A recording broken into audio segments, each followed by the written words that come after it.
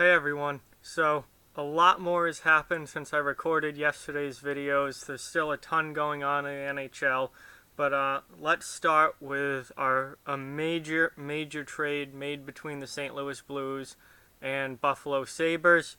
But first, if you're a fan of hockey and not yet subscribed to this channel, please hit that subscribe button. There is something here for everyone, whether you're a fan of a certain team or follow the league as a whole. There are videos here that you're going to enjoy, and there will be more in the future, so please hit that subscribe button if you're not already a subscriber. Now, last night, Ryan O'Reilly finally got traded. Ryan O'Reilly is now a St. Louis Blue, and St. Louis gave up a haul in return for him.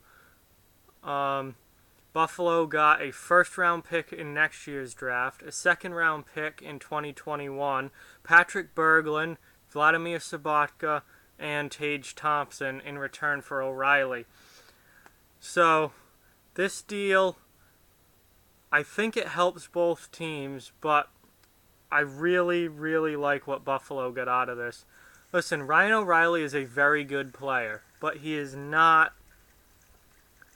in that elite class of great players in the NHL. He's a notch below that. Does it just seem like he's a notch below that because he's been playing in Buffalo for the last few years? I don't think you're going to see a huge difference just because he's not in Buffalo anymore. Like I don't see O'Reilly becoming a 90-point player. Can he be a 70-point player? Yeah.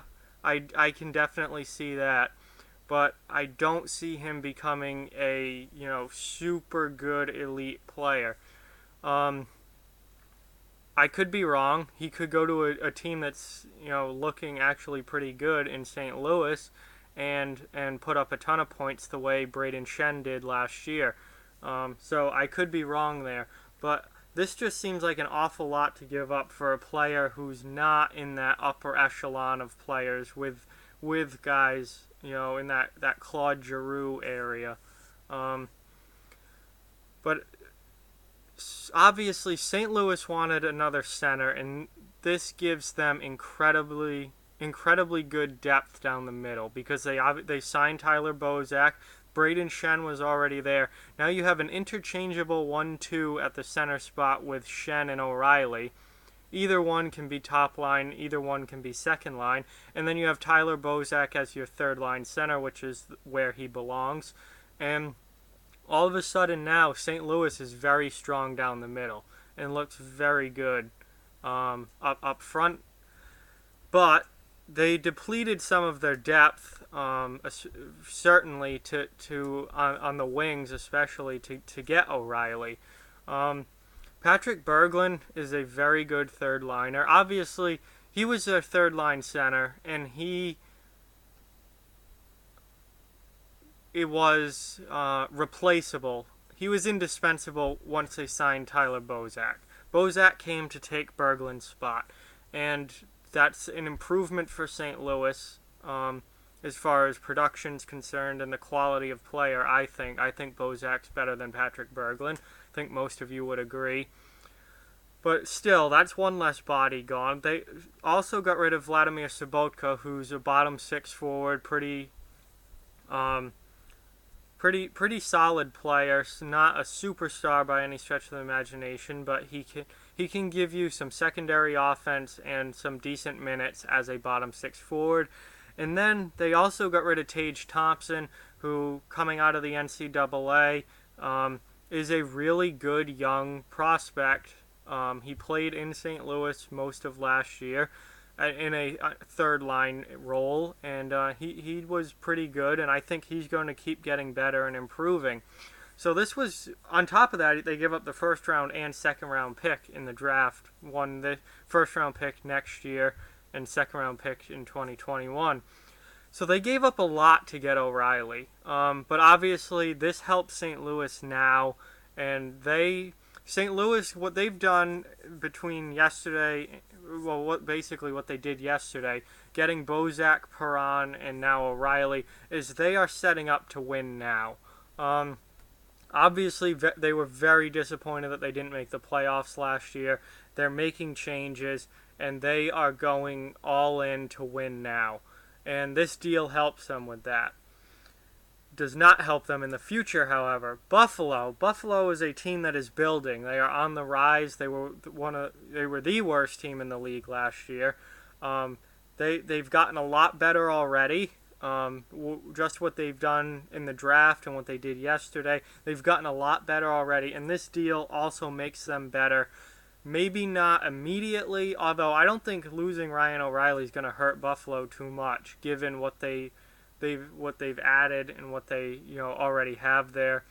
This isn't going to kill Buffalo. Is Buffalo going to be a playoff team next year? No. They weren't expected to be. They're not trying to be, really, I don't think. They are building for the future, for 3-4 years down the line. They're getting St. Louis's first round pick in next year's draft. They're getting a second round pick down the line. Berglund gives them a solid third line player, all right? Because depth has been a huge issue in Buffalo for the last few years. They've had some good, skilled young players up in their top six, but their bottom six has looked like an AHL roster for most of the last few years. Berglund and Sobotka give them solid third-line players who can really, help them depth-wise and make them a better team now. And Thompson, he's only getting better. I think he's going to end up being a really important piece of this deal for Buffalo. Add him in with all the other young talent that the Sabres have, and you've got a guy here who can play third line right now and could potentially be a second line player as he develops in his career. This is, I think, a great deal for Buffalo. It really helps them with forward depth, and it's building for the future, and it's going to help them right now with Berglund, Sobotka. Thompson's going to help them now and for years to come, and the draft picks help keep building in the future. So I really like what Buffalo got in this deal. For St. Louis, I think it's a little bit of an overpayment, but they're in win now mode, so they're going to be willing to overpay a little bit on maybe future assets such as these draft picks in Thompson to get somebody who's going to help them win now. And Ryan O'Reilly is going to help them win now, and he's giving them incredible center depth down the middle, and he's going to be I think a really solid player for St. Louis. Is he, again, I don't see him being a point per game guy. I certainly don't see him being a 90 point guy or anything like that, but I think he can have 70 plus points, and that will be good enough for St. Louis, who already have guys like Tarasenko, Shen, Schwartz. They already have some really good players there. So I think this deal helps both sides. I really, really like what Buffalo got out of this. This was a great trade for Buffalo. So that's what I think. Let me know what you think down in the comment section below. Like, comment, share, subscribe. Follow Off the Wall Hockey on social media. Check out offthewallhockey.com. All those links are in the description below. Keep spreading the word about this channel. Let's keep this thing growing. And thank you so much for watching. I really appreciate it. I'll talk to you guys soon.